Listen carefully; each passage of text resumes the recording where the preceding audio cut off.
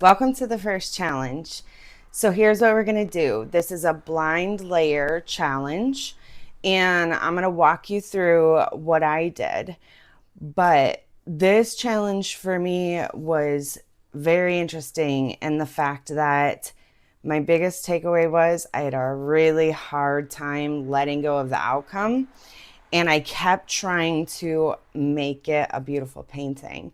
So everything I said not to do is something I really, really struggled with.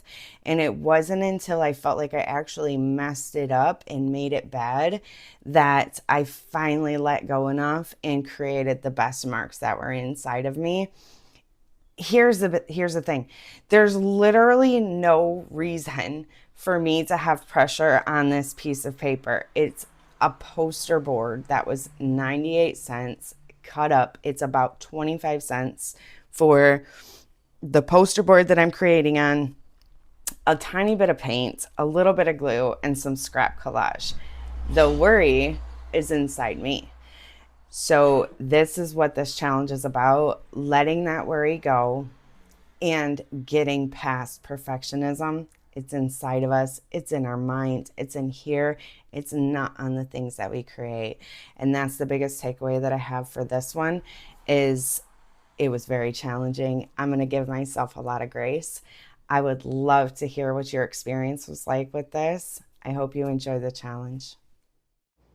Okay, here we go. So I had recorded talking on this, but because I put on my Joy playlist on my speaker, my camera decided to connect to that and not this. So I'm just going to talk over it for you. But I have some watercolor out here. I have a water stick that I didn't end up using. I have some acrylic inks, some glue, and some scraps of collage. A little bit of water, and that's what got me going. So the directions for this challenge is to close your eyes and look away and apply random marks, splashes, or strokes on the paper. When you open your eyes, respond intuitively with another medium. No thinking, just layering and reacting. The goal is to focus on instinct over precision in this exercise. So that's exactly what I did. It felt so awkward here to close my eyes and just go with whatever my hand wanted to do.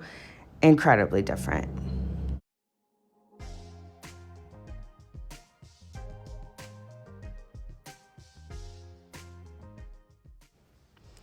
I realize at this point I'm not following the directions of the exercise. I just kept playing around in the watercolor, and that's not what I was supposed to do. I was supposed to change to another medium to react to what I had done, but I'm just going to go ahead and give myself some grace. Once I realize it, I went ahead and switched into some acrylic inks and changed the medium.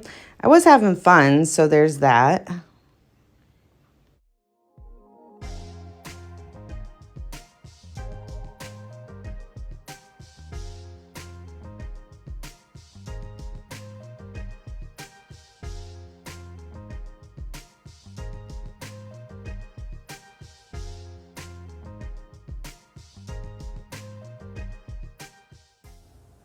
All right, now that my ink was dry, it was time to switch to another medium. So I pulled out some scraps, and what I noticed is I just went through and kind of like found the ones that I wanted, and that was I just thought were the best ones to play with.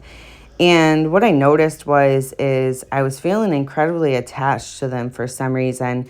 I kept thinking, well, maybe I can use this for a bigger piece, or maybe I should save this for something better. And then I stopped myself because there's absolutely no reason to hold on to scraps and not play with them just to see what I could do with this piece. And this is the piece that I was talking about. I really enjoyed it. It was just playing from a jelly plate and just, playing around trying to see what I could come up with. I'm sure I can do it again and possibly even better next time. So I just go ahead and rip off the Band-Aid and rip the collage paper to start playing with it. But here's where I ran into some trouble. As I was playing with the collage, it was easy with the color because I stayed in the color story or the same color family, so I didn't have to worry about creating mud. But when I started playing with the collage, I really started realizing, okay, all these voices about what makes the right composition, what makes a painting look good, where you bring it together. Those were the voices that were in my head. And that's exactly what I'm trying to overcome and get out of these creative exercises. So I really struggled with this part and not listening to that and just seeing what I could come up with through pure enjoyment and pure play. Again, first creative exercise, we're going to need a lot of grace. Now that my collage was down, this was probably the hardest part of this creative exercise. I really started liking what I had. And I think that this is the moment that we struggle probably the most as artists is we get to a certain point where we're like, oh, I'm happy with how this is looking. Oh my gosh, I'm going to ruin it. And then we start feeling paralyzed to move forward.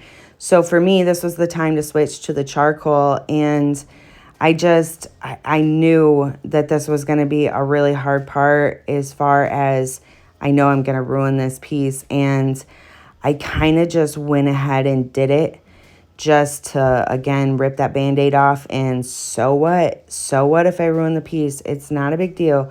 This is about making a beautiful artist, not making a beautiful painting. And when I felt like I finally did ruin the piece, that's when I started letting go with the charcoal and actually doing just something for fun.